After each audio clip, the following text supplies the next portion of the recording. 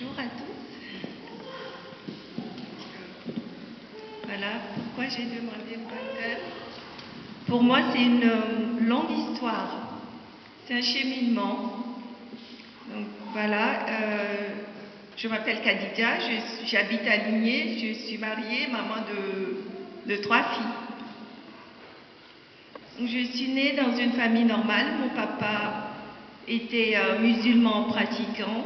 Ma maman était chrétienne pratiquante. De cette union est né 5 enfants. Et ils nous ont laissé le choix. Et moi, depuis toute petite, je suis attirée par l'église. À chaque fois quand je passais devant, je me tourne pour la regarder. À chaque fois. Je ne savais pas pourquoi, mais à chaque fois, je rentrais pas dedans, mais je me tourne à chaque fois pour la regarder. Et voilà, moi je compare mon histoire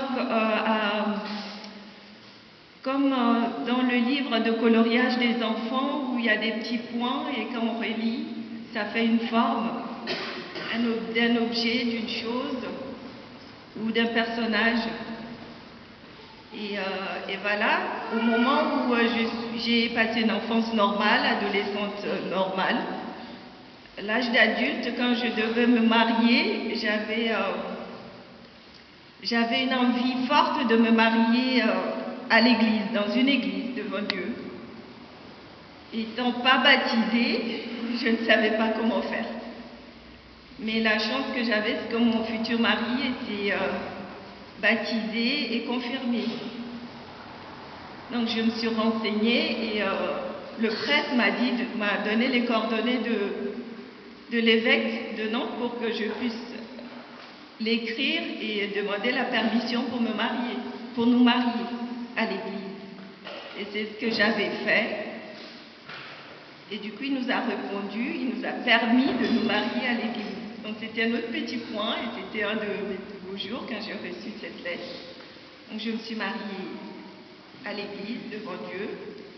Après, quand on a eu notre fille aînée, on l'a fait baptiser et encore quand on a déménagé, j'habitais encore à côté d'une église à chaque fois. À chaque fois que je déménage, j'habite à côté d'une église. Quand on est venu habiter à Ligné, j'habite juste à côté et c'est encore à côté d'une église. Donc on a fait baptiser nos 3 filles et je commençais à venir à l'église quand je me suis mariée à l'église. Je venais, mais de temps en temps. Mais sans plus, et à chaque fois que les années passaient, je sentais une envie forte de communier, de me faire baptiser, mais je ne savais pas que les adultes se font baptiser. Et c'est quelque chose que j'avais en moi, mais que j'ai dit à personne. Donc un jour, j'ai amené mes filles à l'école. En rentrant, j'ai été les inscrire au presbytère. Et quand j'étais rentrée, un quart d'heure après, mon téléphone sonne et la dame que j'ai rencontrée au presbytère m'a demandé si je peux donner des cours de caté aux enfants. Et moi, ma question, comme j'étais vraiment en plein dedans, j'avais tellement envie de me faire baptiser, mais je ne savais pas comment. J'ai juste posé la question, est-ce que vous cherchez quelqu'un de baptisé? Et elle m'a dit oui. Et j'ai dit non, je ne suis pas baptisée, mais que je pense tellement fort, mais j'avais une envie tellement forte, mais que je ne suis pas baptisée et que je ne sais pas si les adultes se font baptiser. Et elle m'a dit, mais si, il y a Magali, et c'est là où elle m'a mis en contact avec Magali. Et elle m'avait contactée, et moi j'ai dit oui, je suis partante. Et elle m'a demandé si j'ai des personnes pour m'accompagner, j'ai dit non. Et tout de suite, elle a trouvé 3 belles personnes et mon père Gabi qui m'ont accompagnée durant cette merveilleuse aventure jusqu'à mon baptême. Donc malgré la vie de famille, les boulots, on arrivait toujours à nous réunir. Il